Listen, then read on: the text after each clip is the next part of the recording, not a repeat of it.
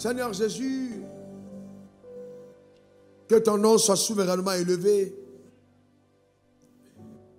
que ton nom soit glorifié, et que par ton nom, le règne de Dieu vienne dans la vie de toutes les personnes qui écouteront ce message. Père, je veux célébrer ta fidélité. Je mets donc au devant de ton trône une demande. Et je dis, Père, accorde-moi la capacité d'enseigner ta parole, de prêcher, de prophétiser, d'instruire, et que par ta parole puissante, ceux qui m'entendent ont la mentalité renouvelée, le corps guéri, la vie bénie et comblée, au nom suprême de Jésus. Que cet enseignement soit une lumière qui jaillit dans notre homme intérieur et qui aide au changement radical de nos paradigmes mentaux au nom suprême de Jésus. Béni sois-tu pour le changement de la perception que nous avons de l'avenir et de la vie.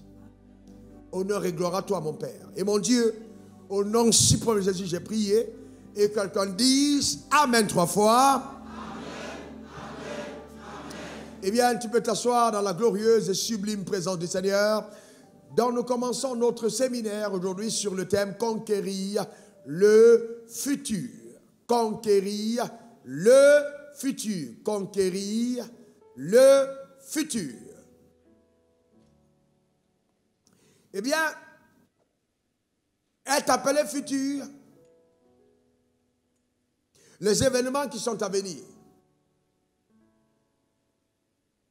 Et qui, généralement, sont cachés aux yeux des hommes, à leur connaissance ou à leur entendement. Mais est connu par Dieu, qui lui est maître des temps et des circonstances. Et en ce qui concerne le futur, l'avenir, pour nous qui sommes enfants de Dieu et qui aspirons à la dimension spirituelle, ou qui le sommes déjà,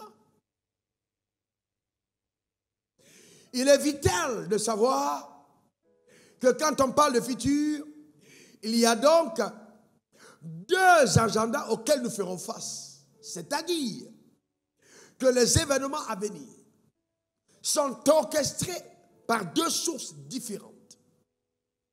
On a premièrement l'agenda légitime qui est appelé l'agenda divin, le plan arrêté par Dieu, qu'a préconçu par lui. Jérémie 29, verset 11, il y est écrit « Je connais les projets que j'ai formés sur vous, dit l'Éternel, projets de paix et non de malheur, afin de vous donner un avenir et de l'espérance. » C'est-à-dire que dans l'agenda de Dieu, dans le plan de Dieu, rattaché à ta vie, il y a un avenir.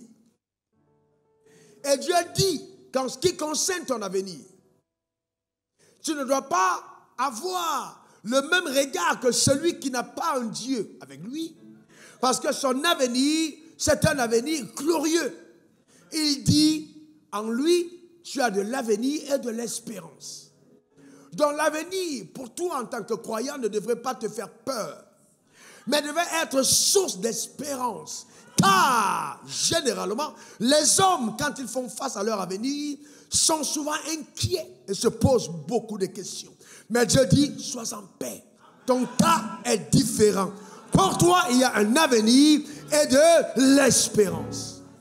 C'est-à-dire aussi, quand il parle d'espérance, qu'il est en train de te dire d'avoir une attente certaine d'un avenir embelli, un avenir différent de ton présent, un avenir élogieux, un avenir glorieux, un avenir d'une plus grande gloire.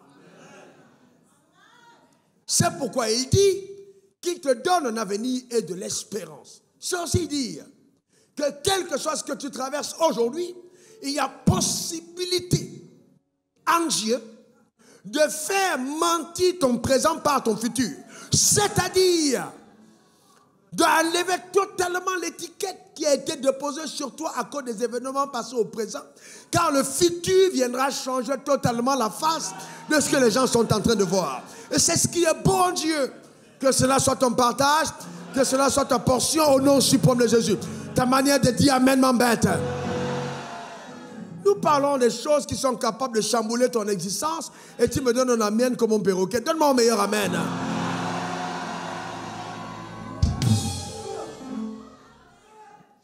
Cependant, concernant ce glorieux agenda divin, ce glorieux plan de Dieu rattaché à ta vie, il y a aussi un autre plan. Alors lui, il est plus occulte, il est plus macabre. Un plan ténébreux, obscur, qui émane de l'enfer. Un plan satanique. Et je l'appelle l'agenda du diable. Et le but de ce plan, c'est de détruire le plan. Le diable n'a pas de plan que de détruire le plan. C'est-à-dire voler et empêcher que le plan de Dieu pour ta vie se réalise. Il n'a d'autre plan que de voler le plan, de détruire le plan, de ruiner le plan. Mais je déclare qu'il n'arrivera pas à ton égard au nom suprême de Jésus. Voyez-vous, et c'est beau, voyez-vous, parce que si le voleur arrive dans un quartier et trouve une maison vide, il n'entrera pas parce qu'il n'y a rien à voler. Donc si le voleur vient dans ta vie, c'est parce qu'il sait qu'il y a quelque chose. C'est parce qu'il sait que ta vie est une vie bénie, est une vie glorieuse. C'est pour ça qu'il t'attaque.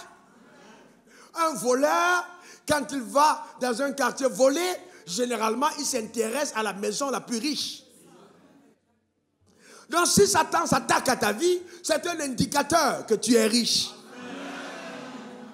Tu dois simplement te demander, il doit voir quelque chose que je ne vois pas. Il doit être au courant d'une information que je n'ai pas. Et c'est pour ça qu'il s'attaque à moi. Frères et sœurs, écoutez-moi attentivement. On entre dans des choses très profondes. Ça peut paraître philosophique, mais n'oubliez pas que nous ne pouvons pas être spirituels sans être philosophiques. Car la philosophie essaye d'aller dans la spiritualité, mais nous le sommes. Écoutez-moi bien. Dans la pensée de Dieu, dans le plan de Dieu, il ne peut arriver que ce qui a déjà existé. Note-le, même sans le comprendre. Dans le plan de Dieu, il ne peut arriver que ce qui a déjà existé. Alors notre futur n'est pas devant nous, mais il est derrière nous. Donc, ton futur n'est pas engendré par 2021, mais révélé par 2021. Mais il prend place plus en arrière, avant que 2021 ne soit. Au 2022, au 2030, au 2040. C'est ce que ton futur est. Dans ton... Parce que regardez ce que la Bible dit. Ecclésiaste 3, verset 15. Ce qui est a déjà été. Ce qui est a déjà été. Et ce qui sera a déjà existé. Et Dieu ramène ce qui est passé. C'est fort, non? Donc, quand Dieu te regarde, ton futur existe déjà bel et bien en lui. Pour toi, c'est une révélation, mais pour lui, c'est une confirmation. Il est déjà là. Le plan est déjà arrêté. Donc, si Satan s'attaque à ton futur, il s'attaque, c'est parce que ton futur existe. On ne s'attaque pas à ce qui n'existe pas. On ne vole pas ce qui n'est pas. Donc ton futur est déjà. Alors laissez-moi vous montrer ça clairement. Jérémie est un jeune homme. Jérémie 1 verset 5 et la parole de Dieu lui dit, commencez à partir verset 3 même déjà. Au temps de Joachim, fils de Jojas, roi de Juda, jusqu'à la fin de la 11e année de Sédécias, fils de Josias, roi de Juda, jusqu'à l'époque où Jérusalem fut amenée en captivité, au 5e mois. La parole éternelle me fut adressée en ces mots. Voyez-vous, c'est Dieu qui parle à Jérémie. Avant que je t'eusse formé dans le ventre de ta mère, je te connaissais. Il dit, avant que tu n'arrives dans le ventre de ta mère, je te connaissais. En d'autres termes, il est en train de dire à Jérémie Écoute-moi très bien. Pour toi, ton début, soit-il scientifiquement démontré, commence dans le ventre. Mais pour moi, il commence avant le ventre. Donc, tu as existé avant d'être dans le ventre. J'étais connu avant que tu n'existes.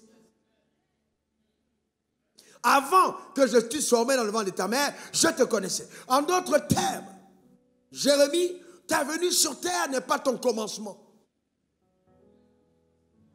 Entrer dans le ventre de ta mère n'était pas le début de ton histoire. Mais c'était le déroulé d'un plan que j'avais déjà arrêté d'avance. Si je te connaissais, ça veut dire que tu existais déjà. Comment on peut connaître quelqu'un qui n'est pas? Avant que tu, dans le vision de mère, je te connaissais. Avant que tu en sois sorti, remettons le texte, je t'avais consacré, je t'avais établi prophète des nations. Donc il dit que dans le ventre de ta mère, il y avait une mission qui a été reliée à toi. C'est parce que la mission a été reliée à toi que tu es venu dans ce ventre. Et avant que tu n'en sortes, je t'avais donné toutes les aptitudes, les capacités, l'habileté, l'onction nécessaire pour accomplir ce mandat. Jérémie, c'est très fort. En d'autres termes, il dit à Jérémie, la perception que tu as de ton identité, vous voyez, peut ne pas être en phase avec la pensée que j'ai à ton sujet. La méconnaissance des données spirituelles te rattacher à ta vie peuvent t'amener à avoir une mauvaise perception de ton futur. Mais Jérémie, reviens à moi, car le déroulé de ta vie terrestre est la conséquence de quelque chose qui a déjà été arrêté dans le ciel. Avant que tu ne sois dans le ventre de ta mère, je te connaissais. Je suis venu dire à quelqu'un ce matin, je suis venu parler à quelqu'un qui m'écoute, que en fait, l'arrivée dans le ventre de ta mère n'a jamais été accidentelle. Voyez-vous, tu existes parce qu'il y a un plan divin rattaché à ta vie. Il y a des projets divins qui sont rattachés à ton existence. Je déclare sur ta vie que tu vivras pour accomplir chacun de ces chapitres au nom suprême de Jésus. Tellement le meilleur des amens. Oui. Et il appelle Jérémie prophète des nations alors que Jérémie n'a pas encore voyagé. Voyez-vous, donc il rappelle à Jérémie quel était son futur. Juste par une phrase, tu es un prophète. Tu es un prophète. C'est extraordinaire. Voyez-vous, c'est très important. Tu es un prophète. On se pose des questions. Tu te demandes, mais comment sera mon avenir? Nous allons avoir le temps d'y revenir. Seule la parole de Dieu prophétique qui t'a été annoncée est capable de te donner le bon dévoilement de ton futur. C'est pourquoi les événements que vive notre société, que ce soit Covid-19, Covid-21, Covid-50, toutes ces choses, ça ne peut pas ébranler les projets de Dieu. Dieu savait que ces choses allaient arriver et il t'a appelé dans cette saison pour quelque chose de particulier. Je t'interdis, je dis bien, je t'interdis de remettre en cause les plans de Dieu à cause de l'avènement du Covid. Je t'interdis. Il y a un plan, frères et sœurs, il y a un plan. Donc ne sois pas inquiet comme tout le monde. J'ai un plan rattaché à ta vie. Donne-moi le meilleur des amens. Dans Matthieu 2, verset 1 à 2, il dit, Jésus étant né à Bethléem de Judée, au temps du roi Hérode, voici des mages d'Orient arrivèrent à Jérusalem. Et dit, regardez bien, ils disent quoi? Où est le roi? Frère, où est le roi des Juifs qui vient de naître? Car nous avons vu son étoile et en Orient et nous sommes venus pour l'adorer. La première question que je vous pose, est-ce que vous pensez que vraiment le père et la mère de Jésus ne trouvaient pas bizarre une telle parole? Où est le roi des Juifs qui vient de naître? D'abord, ils sont dans une étable. Donc la famille n'a pas eu de possibilité d'avoir une meilleure place quelque part ailleurs. Et on vient dire, on ne demande pas l'enfant qui vient de naître, on demande le roi. Donc quand Dieu s'adresse à toi et qu'il te parle dans le présent, il ne parle jamais le langage du présent. Il parle toujours le langage du futur, car ton présent incarne ton futur. Où est le roi des Juifs qui vient de naître? S'il vient à ta rencontre, il demande, mais où est le chef d'entreprise qu'il y a ici à Abidjan? Quel est ce grand homme politique? Où est le chef d'État de ce pays? Où est le ministre des Finances? Quand Dieu t'appelle, il appelle toujours selon le mandat prophétique rattaché à ta vie. Où est le roi des Juifs qui vient de naître? Comment pouvez-vous appeler roi quelqu'un qui est dans l'étable? En d'autres termes, les conditions présentes ne sont pas assez puissantes pour occulter et empêcher le dévoilement de ton futur. Il dormait dans l'étable, mais il était un roi. La royauté, ça a tout à voir avec le plan arrêté et non avec les circonstances présentes. Je veux bien te demander de dépasser les circonstances présentes. Quelle que soit la famille dans laquelle tu découles, quelles que soient les conditions dans lesquelles tu vis, je viens bien te dire que tu ne peux pas te permettre de rêver au niveau de ta famille, tu dois rêver au niveau de Dieu. Car c'est Dieu qui a des projets rattachés à ta vie au nom suprême de Jésus. Vous voyez, et donc la venue sur terre de Jésus a déplacé des mages. Pourquoi les mages sont venus? Parce qu'il y avait un plan. Et comment est-ce qu'ils ont su qu'il y avait un plan? À cause de l'étoile. Quelqu'un dit étoile. Quelqu'un dit encore étoile. Frères et sœurs, aujourd'hui on parle de la crypto-monnaie, mais dans l'étoile, il y a toutes les informations cryptées qui sont là concernant ton avenir. Ton étoile existe. Ton étoile est visible. Et il y a des personnes qui ont des aptitudes pour déchiffrer ton étoile. Et Satan a vu dans ton étoile quelque chose qui annonce, annoncé par Dieu. Oui, il y a dans ton étoile toutes les informations de ta personne. Et les mages disent, nous avons vu ton étoile. Et nous sommes venus pour adorer. Dites-moi, sont-ils entrés dans la maison de Marie à cause de la prière de Marie? Non. À cause du jeûne de Joseph? Non. À cause des offrandes de Jésus? Non. Il ne savait même pas encore prier. Il était un bébé. Mais l'étoile seule a été suffisante pour créer des connexions divines et surnaturelles. Je suis en train de dire à quelqu'un que tu vis une saison où tu auras des rencontres surnaturelles orchestrées par ton étoile. Donne-moi le meilleur des amens. Dis encore amen. Car il faut comprendre ceci, quand ta destinée est prophétique, il y a des événements surnaturels qui vont converger afin de favoriser le parcours de ta destinée.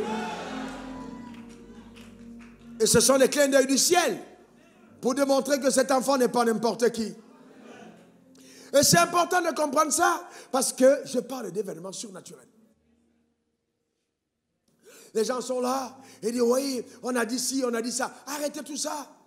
Quel que soit ce qu'ils ont décidé, qu'ils mettront dans vaccin ou pas vaccin, j'accomplirai ma destinée. Ta manière de dire amen m'embête. Est-ce que quelqu'un comprend ça? Tous les dimanches ou toutes les semaines, nous avons la capacité d'infuser dans notre corps la vie divine, capable de broyer et de détruire toute forme de vie extérieure. Donc nous n'avons pas d'inquiétude. Nous n'avons pas d'inquiétude. Nous avons une alliance. Dieu n'était pas ignorant des circonstances à venir. Dieu savait que toi et moi allons vivre cette saison. Et Dieu nous a préparés spécifiquement pour démontrer à cette génération que le diable est un menteur. Donc, quel que soit ce qui arrive, je ne regretterai pas de vivre la vie que je mène aujourd'hui. Voyez, donc c'est important que nous comprenions ces choses, chacun d'entre nous. Dans aucun décret de l'enfer qui survient à cause de ta présence ou alors dans ta génération ne devra ébranler ta foi en Dieu. Aucun. Je vous donne un autre exemple. Moïse est un jeune garçon qui a à peine 2 ans. Et un décret est pris avant même qu'il n'ait cet âge, demandant que tous les enfants mâles soient tués. Tous les jeunes enfants de son âge. Alors les femmes sont en train de pleurer partout. Il y a deuil presque dans toutes les familles. Les gens on découpe les enfants partout, on les tue. À cause d'un décret. Mais pourquoi le décret est pris? On est en train de viser et attaquer la destinée d'un homme. Qui est la destinée de qui? De Moïse. C'est à cause de Moïse que le décret est pris. Sauf que, comme le décret était rattaché à la vie de Moïse, Dieu lui-même, qui tenait entre les mains de Moïse le futur de Moïse, qui est donc va aider Moïse dans l'étape de ses faiblesses à conquérir son futur. Il va d'abord lui-même orchestrer le commencement. Et qu'est-ce qu'il va faire? Pendant que tous les autres enfants sont tués, la mère de Moïse va aller déposer l'enfant au bord du lac, du fleuve. Mais l'enfant Moïse va être hébergé dans la famille de celui qui a pris le décret. Comment pouvez-vous être adopté par celui qui a pris le décret dans la propre maison? C'est-à-dire que Satan lui-même décide, après avoir pris un décret, en disant que lui-là, il ne sera pas touché. Celui qu'il cherchait était dans la propre maison. Le gars qui voulait détruire était nourri par lui-même. Vous imaginez la sagesse de Dieu? Nourri dans la propre maison. Encore plus loin, les mères pleuraient. Les mères étaient en deuil. Mais la mère de Moïse était payée par le palais pour allaiter son propre enfant. Elle donnait le lait maternel, le vrai lait. sans compromission des gènes juifs dans le corps de l'enfant, mais elle était payée pour le faire. À cause des desseins de Dieu, tu n'as pas à craindre pour ton futur. J'ai dit, tu n'as pas à craindre pour ton futur. Et j'annonce que ces événements ont eu lieu avant que Jésus ne meure. Mais Jésus, en ce qui te concerne, oh non, tu ne comprends pas ce que je suis en train de dire. Pour ton futur, il t'a pris. Il t'a mis en lui. Il est parti à la croix. Il est mort avec toi. Il a été enseveli avec toi.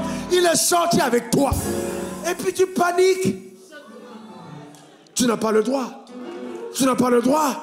Tu n'as pas le droit. Tu étais en Christ. Tu n'as pas le droit. En lui, notre futur a été accompli. Ta manière de dire amen m'embête. Notre futur est accompli en Christ. Frère, regardez ce que Dieu a pu faire avec Moïse. Mais aujourd'hui, nous sommes plus grands que Moïse. Imaginons donc ce que Dieu peut faire par ta vie. Vous voyez, donc, je dis ceci, notre futur se retrouve dans notre passé. Alors, nous venons de qui? Qui nous a créés et conçus? C'est Dieu. Donc, notre commencement est en Dieu. Donc, aujourd'hui, depuis qu'il nous a conçus, il y a eu beaucoup de temps qui se sont écoulés. On est d'accord? Donc, maintenant, nous sortons donc de Dieu dans le passé. Et nous vivons le temps présent. Parce que le temps est séquencé en trois. Il y a le présent, il y a le passé, il y a le futur. Donc, il y a 3 séquences dans le temps. Aujourd'hui, nous sommes dans le présent. Hier, c'est le passé, demain, c'est le futur. Mais Dieu dit, je suis le même hier, aujourd'hui et éternellement. C'est-à-dire, dans le temps, je reste le même. Dans le temps, ne falsifie pas mon intégrité, ma loyauté, ma fidélité, ma bonté. Le temps ne me change pas. Mais je suis maître des temps et des circonstances. Je peux changer le temps, mais je ne change pas avec le temps. Donc, nous sommes tirés donc de ça. Et nous venons donc de Dieu en arrière. Donc notre passé a été écrit par Dieu. Notre futur par Dieu. Notre présent par Dieu. Et il dit, David dit, lorsque je n'étais qu'une masse informe, tes yeux me voyaient et sur ton livre étaient tout inscrits les jours de ma vie. Présent, passé, futur, avant qu'aucun d'eux n'existait. Donc il y a des jours écrits, voyez-vous, dans le livre de Dieu te concernant. Et donc, si tu n'as pas compris par révélation, tu peux avoir un problème. Et donc aussi, il faut comprendre que donc, en venant sur terre, Dieu a voulu que je transite par mes pères, dans la chair. Et c'est là aussi le passé a un problème, a une influence. La Bible dit qu'ils se multiplient selon leur espèce. C'est pourquoi certains d'entre nous avaient des gros nez, parce que notre père avait un gros nez. Souvent on est court parce que notre père était court. Tu vois une femme, elle est svelte. Elle gagne un concours de Miss Côte d'Ivoire. 15 ans après, elle est très en forme. C'est que sa mère était comme ça. Donc tu veux connaître une femme, tu regardes sa mère. Sa mère, tu révèles. Non, parce que la multiplication se fait selon l'espèce. Donc il y a justement cette explosion génétique. D'accord, c'est très important. Alors, donc, ça veut dire que si donc mon passé a une influence seulement sur mon futur, je dois examiner et savoir d'où je viens. Donc, au départ, je venais de Dieu, mais en venant sur terre, j'ai transité par mes pères. Donc, quelque part, étant là dans le présent, si je veux connaître mon futur, je n'ai qu'à rentrer dans mon passé et examiner ce que mon père était avant. Donc, la vie de mon père peut être un indicateur des choses qui vont m'arriver demain. Il ne faut pas que ce soit... Non, je dis clairement, la vie de mon père peut être un indicateur de ce qui va m'arriver demain. Car je suis dans la chair, la continuité de mon père. Je continue dans la chair la vie que mon père a menée. Donc c'est pour ça que chaque père qui va à la conquête de son futur doit comprendre ceci. Je suis en train de conquérir toutes les informations qui vont être mises dans l'ADN et que je vais transmettre à mes enfants. Donc si je mens et que je cours après toutes les femmes et que je suis un voleur et que je suis si, mon fils demain le sera exactement. Parce que même si les gens ne m'ont pas vu, c'est gravé dans mon sang ce que je suis. Donc, si mon père battait ma mère, j'aurais une tendance à battre ma mère. Je veux être né de nouveau, j'arrive à l'église, mais dès que ma femme me parle, bam, je peux la gifler. Pourquoi? Parce que génétiquement, nous réagissons à la colère par bam. Et dans ta chair, cette loi est là. Elle est dans ton sang. Tu confesses Christ, mais elle est là. Maintenant, la conquête de ton futur doit venir par le fait de livrer une bataille de l'âme contre ces choses qui ont pourri ton être. Et ça, c'est personnel. Tant que tu aimes ça, Dieu te laisse avec.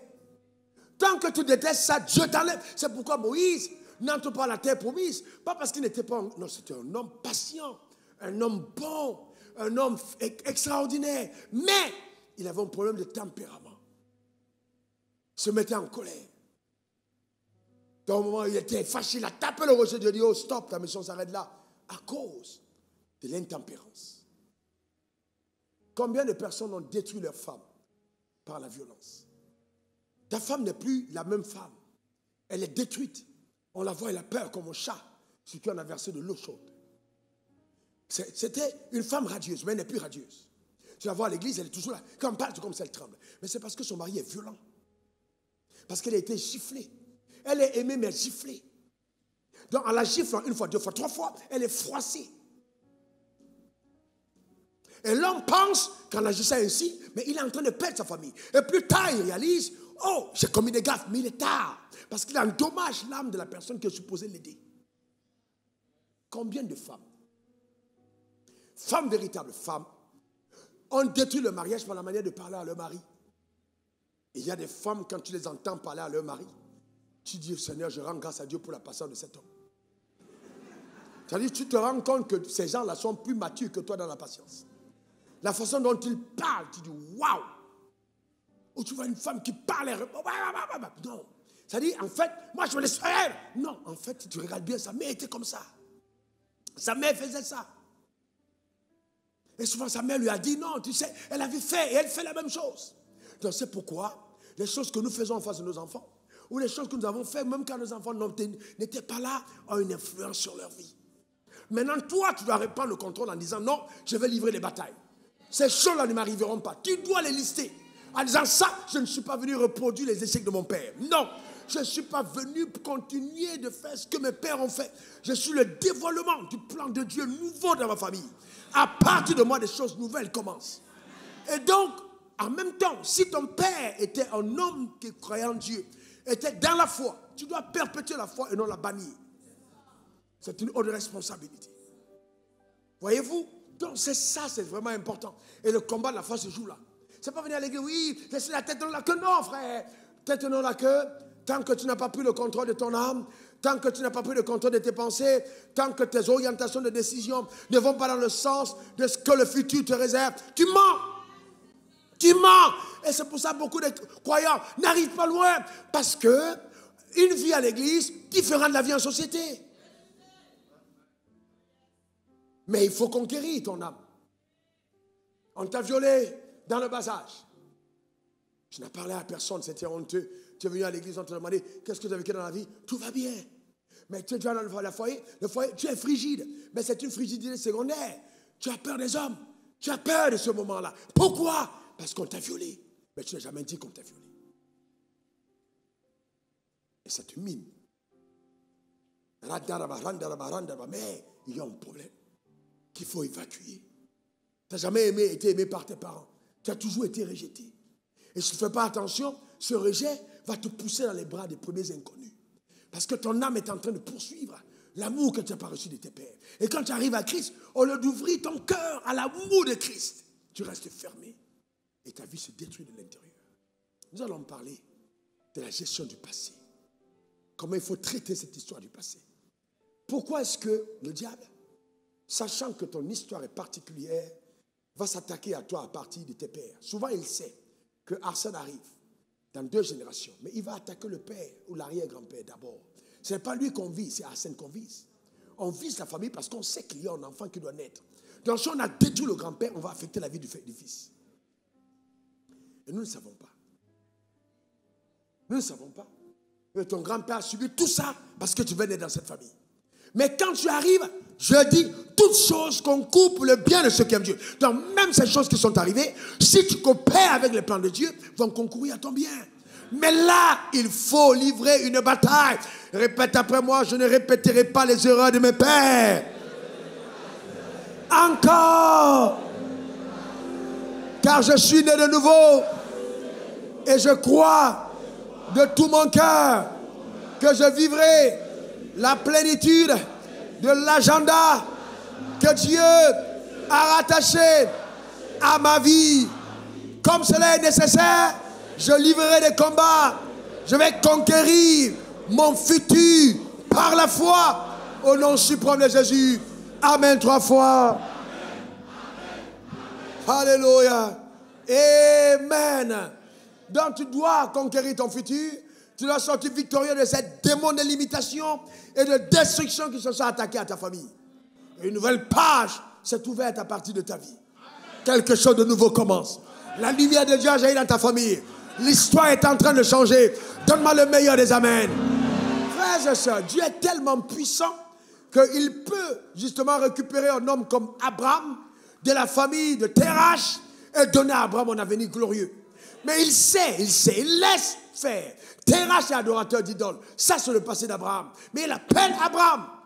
Et il fait d'Abraham le père d'une multitude de nations. Il le sort de cette famille et il transforme Abraham en homme que tous les hommes de la terre prendront pour référence. Dieu est capable de ridiculiser ton passé. Il est capable de donner à ton passé de ne pas avoir d'avenir. Car il n'y a pas d'avenir dans ton passé. Tu n'as pas le droit de t'arc-bouter, de t'arrimer, de t'arrêter sur les choses passées qui ne glorifient pas Dieu. Tu peux les dépasser totalement et vivre la meilleure histoire que le ciel t'a réservée. Que quelqu'un me donne son meilleur amen. Dis encore amen. Ne sois pas limité, l'accepte jamais en disant c'est bon comme ça qui est là. Non, ça d'abord c'est un français ivoirien, mais ça n'avait rien dit spirituellement. C'est pas ton comme ça qui est là. Ça veut dire quoi? Rien du tout. Amen. Est-ce que quelqu'un comprend ça? Non. C'est une nouvelle création. Dis encore, c'est une nouvelle création. Encore une nouvelle création. Donc c'est le départ d'une nouvelle lignée. Une nouvelle lignée, d'un nouveau style de vie. À partir de ta famille, on connaîtra que Dieu existe. On verra des choses nouvelles. Dans ta génération, personne ne s'est marié. Personne n'a été épanoui. Personne n'a été stable. Personne n'a travaillé. Mais Dieu a un futur qui est englobé dans ta personne et tu le révèles. Amen. Alléluia. N'oublie pas, il dit à Jérémie, ne dis pas que tu n'es qu'un enfant. Et moi je te dis, ne dis pas que tu n'es qu'une pauvre personne. Tu n'es pas pauvre. Et je te répète, aucun enfant de Dieu n'est pauvre. Mais il y a des enfants de Dieu qui choisissent de manquer de moyens, mais ils ne sont pas pauvres. Je dis bien qu'ils choisissent de manquer de moyens, mais ils ne sont pas pauvres. Parce que manquer de moyens est un choix en Dieu. Mais tu n'es pas pauvre, dis je ne suis pas pauvre. Quelqu'un dit encore je ne suis pas pauvre. Dans le temps est séquencé en 3 parts. Il y a le temps futur. Donc n'aie pas peur du futur. N'aie pas peur du futur. Le futur, ce sont les événements à venir. Mais Dieu contrôle le futur. Le futur en Dieu est le plus glorieux. N'aie pas peur du futur. Le présent, ce sont les événements que nous vivons aujourd'hui. Et le passé, ce sont les événements qui ont eu lieu de par le passé. Mais Dieu dit, mon fils, ne vous inquiétez de rien. Mes fils, ne vous inquiétez de rien. Voyez-vous, il dit aussi, ne vous inquiétez pas de votre lendemain. Car le lendemain aura son de lui-même. À chaque jour suffit sa peine. En d'autres termes, tu as longtemps souffert de par le passé. Peut-être que les choses de ta famille ont été tellement difficiles. Ta vie a été tellement pénible. Mais ne t'inquiète pas en ce qui concerne le lendemain. Ne t'inquiète pas en ce qui concerne le lendemain. Ne l'ose même pas croire que le lendemain ressemblera à ton passé. Parce que moi, je vais embellir le lendemain. Je vais changer le décor du lendemain. Je vais transformer ton lendemain. Oui. Mais, pour qu'il y arrive, on parlera de ça le 3e jour. Il faut que dans le présent, tu relâches ta foi.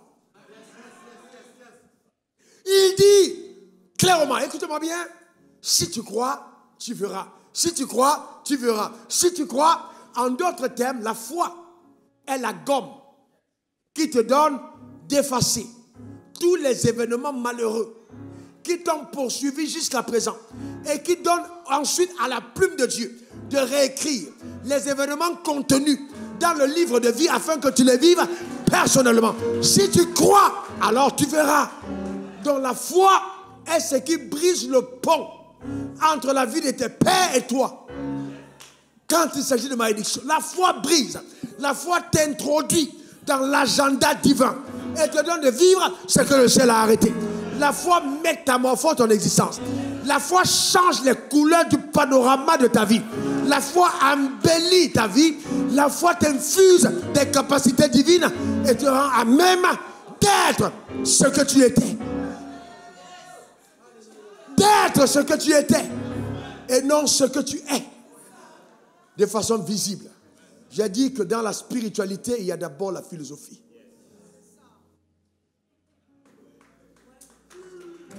D'être ce que tu étais. Ce que tu étais en Dieu. Tu n'étais pas malade en Dieu. Tu n'étais pas handicapé en Dieu. Tu n'étais pas enfermé en Dieu. Tu n'étais pas paresseux en Dieu. Non, du tout. Tu n'as jamais été. Non, non, non. Donc la foi te permet d'être ce que tu as été. En d'autres termes, la foi appelle ton passé à manifestation dans le futur. Et il donne à ton futur de changer ton présent. C'est ce que la foi fait. C'est ce que la foi fait. Donc tu vois, si tu crois, tu verras la gloire. Tu crois, tu verras la gloire. Tu crois, tu verras la gloire. Arrête de dire dans ma famille, personne ne s'est marié. Dans ma famille, personne n'a réussi. Je te dis une chose. Tu vas changer dans ta famille. Je dis bien, tu vas changer. Tu vas changer radicalement le cours de... Tu vas changer. Il y a les uns, il y a les autres. Dis après moi, mon cas est spécial. Et ma cause est unique. À cause de mon alliance. Répète-le encore. Une dernière fois, mon cas est spécial. Ma cause est unique à cause de mon alliance. C'est ce qui t'arrive. Est-ce que tu crois ce que je dis? Est-ce que tu crois que Dieu travaille? Eh bien oui. Oui. Vous voyez donc, il y a une dimension prophétique rattachée à ta destinée. Amen. Amen. Amen. Amen. Alléluia. Amen. Et vous voyez, quand Dieu te donne d'atteindre cette dimension, tu vas te rendre compte que l'une des signalétiques prophétiques qui te donne de comprendre qu'il y a une histoire particulière, c'est que tes appétits et tes goûts ne sont pas les mêmes que ceux de tes semblables. En fait, les appétits divins infusés dans ton âme, qui travaillent, comme appelleront les littéraires contemporains, le subconscient, amen, qui travaillent dans ton subconscient, va donc te donner d'avoir des appétits, ce qu'on appelle l'instinct prophétique, rattaché à ta vie. Il y aura des appétits qui sont la signalétique de ce à quoi tu as appelé. C'est pourquoi le jeune lionceau aura instinctivement, s'il y a un plat d'herbe et un plat de viande, s'il n'a jamais goûté la viande, instinctivement, il n'ira jamais vers l'herbe. Parce qu'à aucun moment, l'herbe ne fera partie de ses appétits. Ses appétits vont le diriger directement vers la viande. Il n'a pas passé un concours de viandologie, mais il va manger la viande parce qu'il a l'instinct de mangeur de viande. Voyez-vous, c'est à l'intérieur. Donc, quelqu'un comme toi, tu es né, ton père est pauvre, ta mère est pauvre. Mais à l'intérieur, quand il s'agit de choisir les jouets, les autres vont choisir les petits canaris. Mais toi, tu vas t'arrêter à côté d'un jet, à côté d'une voiture. Ton père dit, mais c'est quel enfant j'ai là? C'est que ce sont les instincts intérieurs qui sont en train de révéler la grandeur que tu incarnes.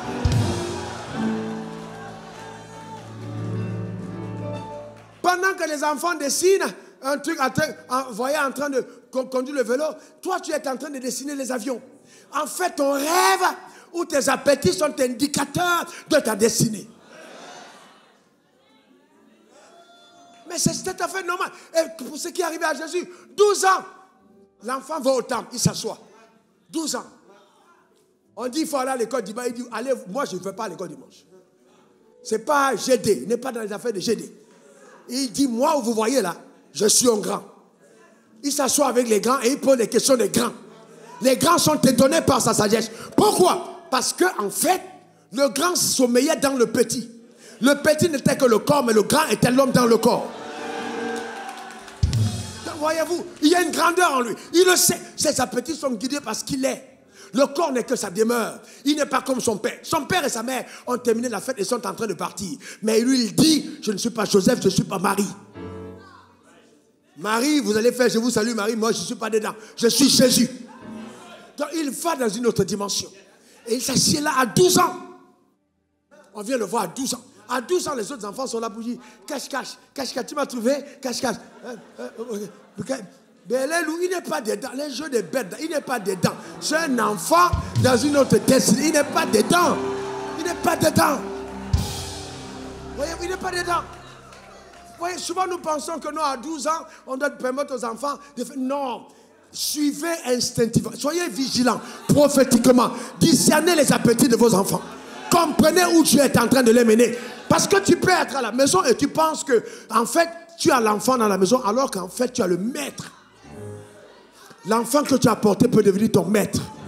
L'enfant que tu as apporté peut devenir la raison pour laquelle tu as existé. L'enfant que tu as porté dans le ventre est celui qui va honorer le nom, qui est le nom de famille. Si on a respecté Jésus, Marie, c'est à cause de Jésus. Si on a parlé de Joseph, c'est à cause de Jésus. Je suis en train de te dire que dans ton village, on parlera de toi, on respectera ton village à cause de toi. Frère, laissez-moi vous dire une chose vraie. Je n'aimais pas beaucoup le nom Wafo. Je trouvais que c'était lourd, c'était pas élégant. Maintenant, quand tu dis Wafo, c'est prophétique. Ma femme a appelé quelqu'un pour faire un service à la maison. Ah, mais je suis Madame Wafo. Hé, Wafo, c'est la femme du révérend Wafo. Donc c'est devenu, ils ont même whiteisé mon nom Wafo. Donc il y a quelque chose de derrière. Est-ce que quelqu'un comprend? Mais alors en fait on dit Wafo. Mais on dit Wafo. Donc, chacun donne la connotation qu'il faut dedans à cause de la grâce qu'il y a sur ta vie. Est-ce que quelqu'un comprend ça? Ton histoire est particulière. Elle est singulière. Donne-moi le meilleur des amens. Dis encore amen. Frère, ce qui rend ton nom beau, ce n'est pas la rime ou les syntaxes ou alors non, la phonétique. Non, c'est l'onction derrière. Même si tu t'appelles Ganesh, on dit ah Ganesh, tout le monde saura qui est Ganesh. Parce que quand Ganesh est ouais, Ganesh devient beau. Je déclare sur ta vie le changement radical. Donne-moi 3 bons amen.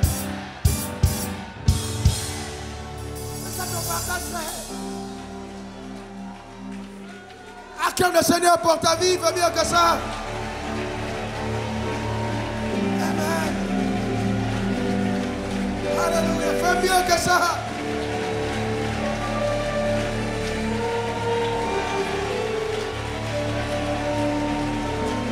Mon frère, écoute-moi bien. Ne change pas ton nom, mais change ton histoire. Ne change pas ton nom, mais révèle qui tu es. Ce n'est pas une question de nom. Ce n'est pas une question de nom, c'est une question de vie. Abraham, laissez entrer le H dans votre nom. Laissez entrer Dieu dans votre nom. Abraham, que le H de Yahweh intervienne. Que ton alliance parle. Et tu verras ce que ton futur sera. Par la puissance de Dieu, au nom suprême de Jésus. Dis encore amen.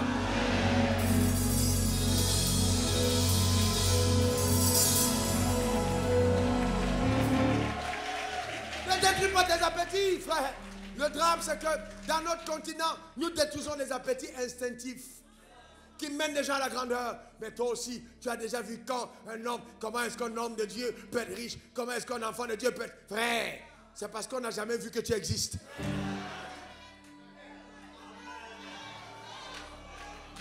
Vous avez déjà vu où le fils d'un adorateur d'idole, cherché par Dieu, à qui Dieu fait une promesse? Il fallait qu'Abraham le fasse. Frères et sœurs, je vais te dire, il y a une unicité, une authenticité, une singularité, une particularité qui est rattachée à ta vie. Et la violence de la foi te va révéler la vie, là, cette vie à ta génération.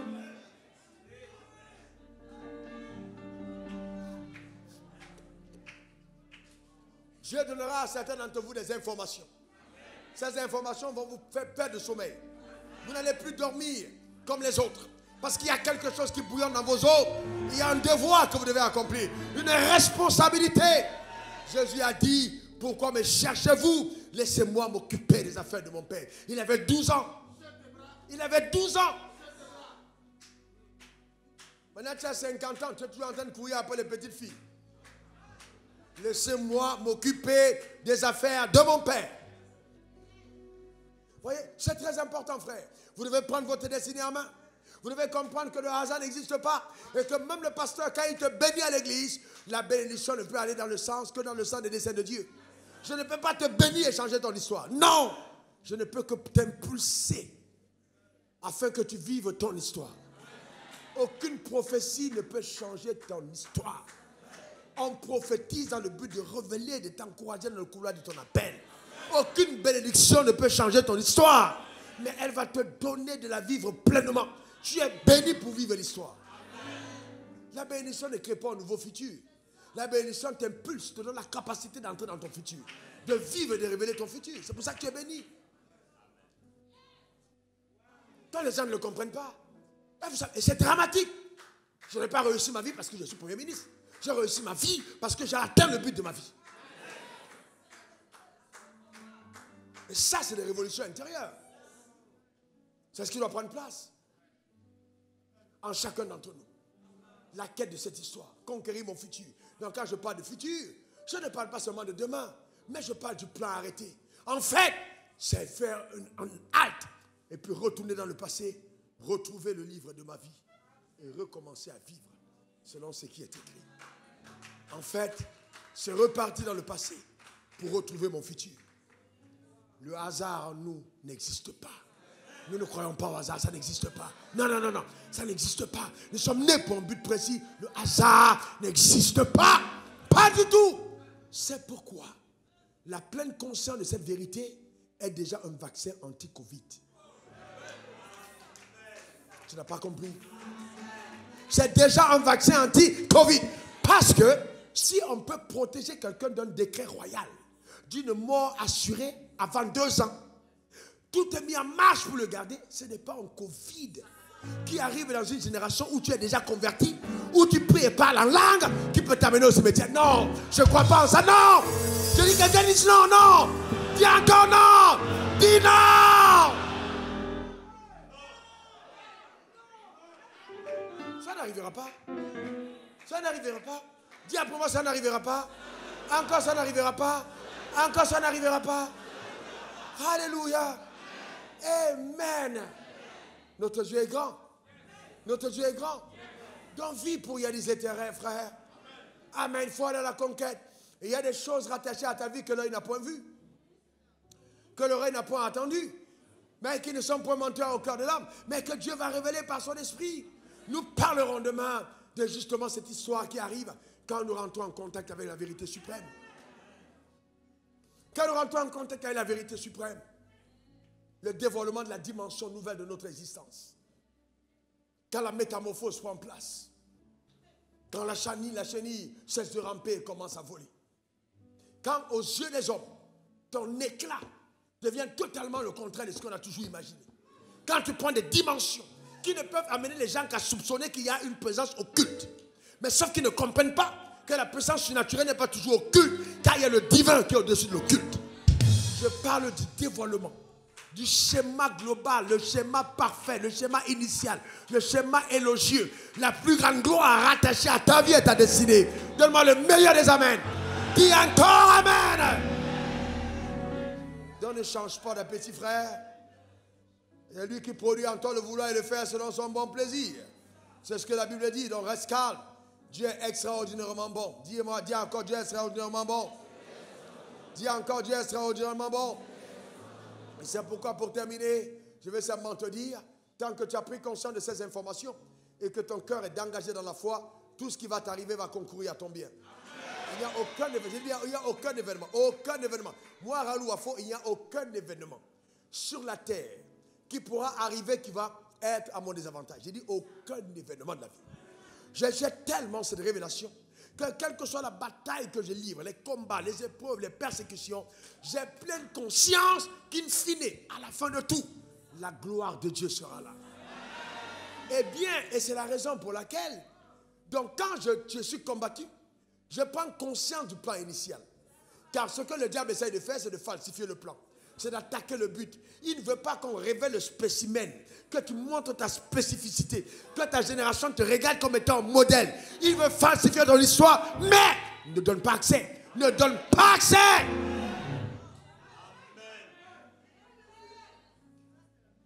C'est pourquoi Même quand tu penses que tu es en droit d'être le gars le plus brutal, aime ta femme quand tu es ton mari. Et sois patient. Vous savez, et donc, elle peut faire le malin. Mais tu dis, c'est pas grave.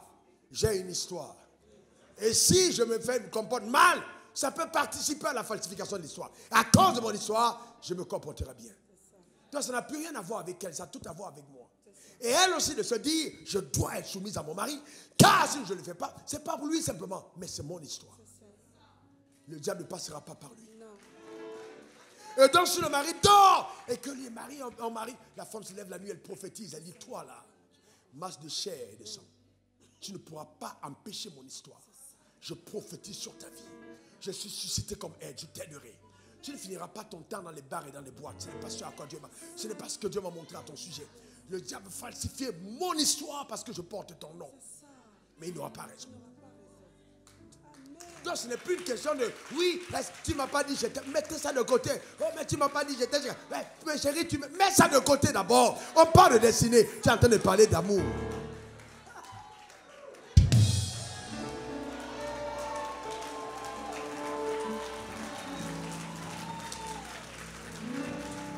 On parle de destinée, tu es en train de parler d'un sac qu'on t'a pas offert. Qu'est-ce que le sac a à voir avec ça? C'est une femme de destinée. Pourquoi ne peux-tu pas être une femme qui coupe le prépuce pour jeter devant l'Éternel et sauver son mari? Moïse n'a-t-il pas été gardé par sa femme? Mais où sont ces femmes aujourd'hui? Femmes de sac, femmes d'argent, femmes de restaurant, femmes de mouchoir, femmes de rouge à lèvres. Ce n'est pas les femmes de destinée. On parle d'autres femmes. Les femmes qui comprennent leur rôle. Les femmes qui savent qu'elles sont à côté d'un homme parce que cet homme a besoin d'elles. On parle de femmes. Dieu m'a béni, Dieu m'a béni. Et ma copine, Dieu m'a béni. Vraiment, tu sais que le ministre m'a dragué. Arrête-moi tes conneries. On parle de femmes. C'est important que les femmes comprennent ton rôle prophétique. C'est pour ça que quand les prophètes devaient naître, on dit à la femme, ne mange pas n'importe quoi, ne bois pas n'importe quoi. Qu'est-ce que tu as donné à ton enfant quand il était en train, il était connecté à ton ventre et à ton homme, pas le cordon ombilical. Tu allais boire le koutoukou.